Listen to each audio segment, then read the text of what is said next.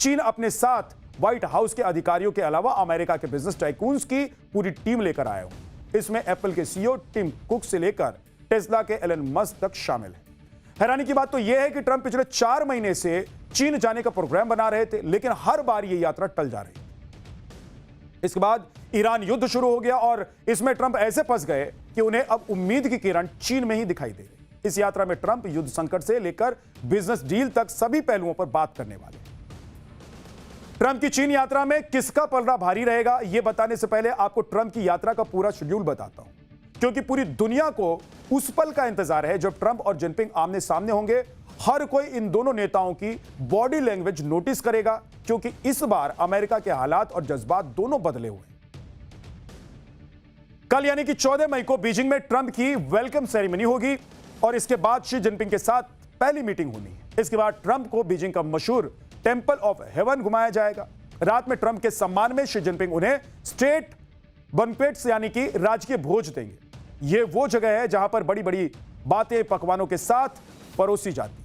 अगले दिन यानी कि 15 मई को दोनों नेताओं की दूसरी मीटिंग भी होनी। इस दौरान जिनपिंग और ट्रंप साथ में लंच करेंगे और शाम को ट्रंप वॉशिंगटन डीसी के लिए निकल जाएंगे।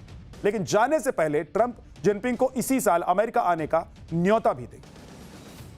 ट्रंप पिछली बार 2017 में अपने पहले कार्यकाल के दौरान भी चीन गए थे। उनके साथ उनकी पत्नी मेलानिया ट्रंप भी गई हुई थी।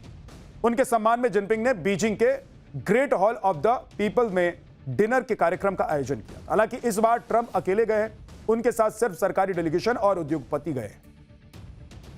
पिछली बार ट्रंप जब चीन गए थे तो उनकी ताकत और बॉडी लैंग्वेज अलग लेवल पर थी, एकदम दूसरे लेवल के इंसान वो नजर आ रहे थे। लेकिन इस बार देखिए, इस बार अलग लेवल उनका दिखाई दे रहा है। इस बार ट्रंप की हालत थोड़ी टाइट है। ईरान युद्ध की वजह से अमेरिका सहित पूरी दुनिया का संकट दिखाई दे रहा है सबको, और सबसे बुरी तरीके से अगर कोई फंसा हुआ है तो अमेरिका फंसा हुआ है। पूरी दुनिया पर वैसे संकट के बादल मंडरा रहे हैं, लेकिन अमेरिका ऐसा फंसा हुआ है कि चाहकर भी नहीं निकल पा रहा है। इसलिए बातचीत का पहला मुद्दा ईरान जंग हो सकता है। अमेरिका और ईरान में सीज फायर तैसे अभी तक तो टिका हुआ है। तो कैसे टिका हुआ है यह किसी को समझ में नहीं आ रहा, लेकिन टिका हुआ है। लेकिन बात अगर नहीं बनी तो अमेरिका के लिए बड़ी मुश्किल खड़ी हो सकती है। ट्रंप किसी भी हाल में इस युद्ध से बाहर निकलना चाहते, इसीलिए पहले आपने देखा कि बिना किसी बातचीत के वो कह देते कि सीज फायर एक्सटेंड हो गया। ट्रंप जानते हैं कि ईरान और चीन के बीच अच्छी रणनीतिक और आर्थिक दोस्ती है। चीन ईरान का सबसे बड़ा तेल खरीदार है।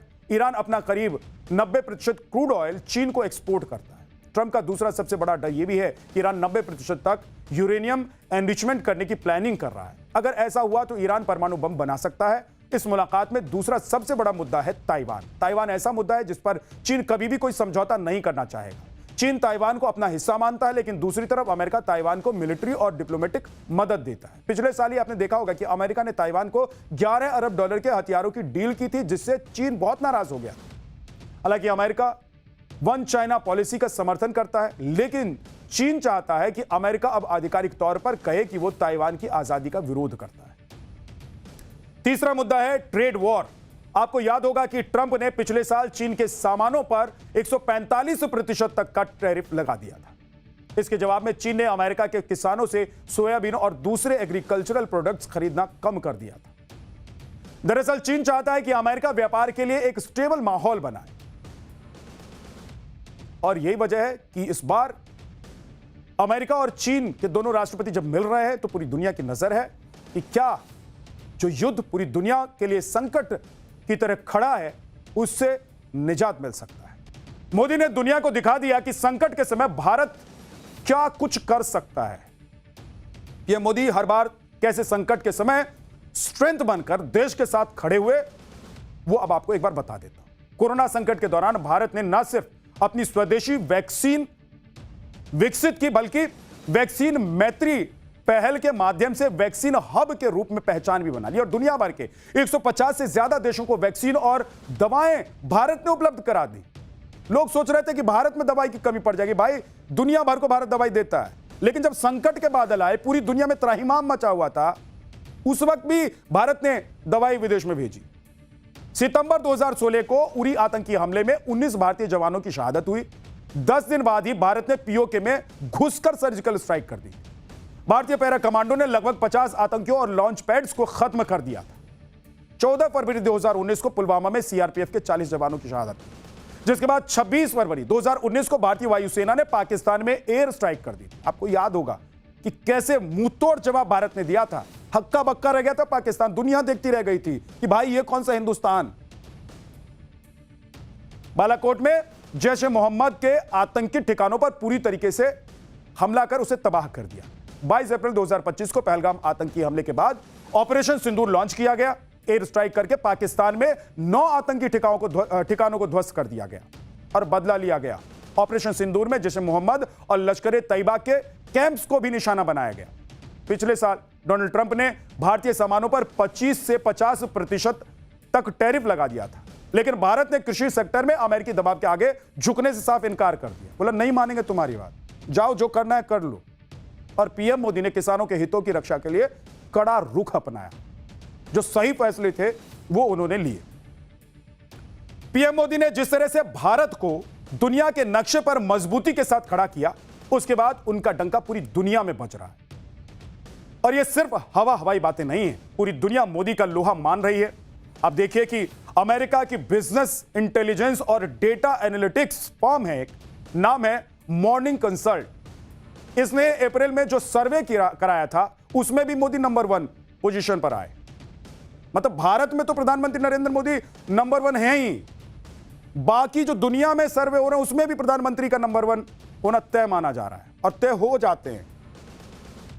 सर्वे में पीएम मोदी को 70% अप्रूवल रेटिंग मिली थी, जबकि बाकी नेताओं की अप्रूवल रेटिंग देखिए कि दक्षिण कोरिया के राष्ट्रपति ली जे मयोंग को 63% के साथ दूसरे नंबर पर रहे वो, जबकि चेक गणराज्य के आंद्रेज बाबिस 55% के साथ तीसरे नंबर पर रहे। कनाडा के मार्क कार्नी 54% के साथ चौथे नंबर पर। अमेरिकी राष्ट्रपति डोनाल्ड ट्रंप तो टॉप 10 में भी जगह नहीं बना पाए। मतलब दादा बनते फिरते हैं कि जो चाहेंगे करेंगे, जिसको चाहेंगे जिंदा रखेंगे, जिसको चाहेंगे मिटा देंगे। उन्होंने बोला था ना कि ईरान को मिटा देंगे, ईरान ने क्या हाल कर दिया। 10वें नंबर 10 जो लोगों के नाम है उसमें भी नहीं है भाई डोनाल्ड ट्रंप का नाम, लेकिन प्रधानमंत्री नंबर 1 है, पहले नंबर पर।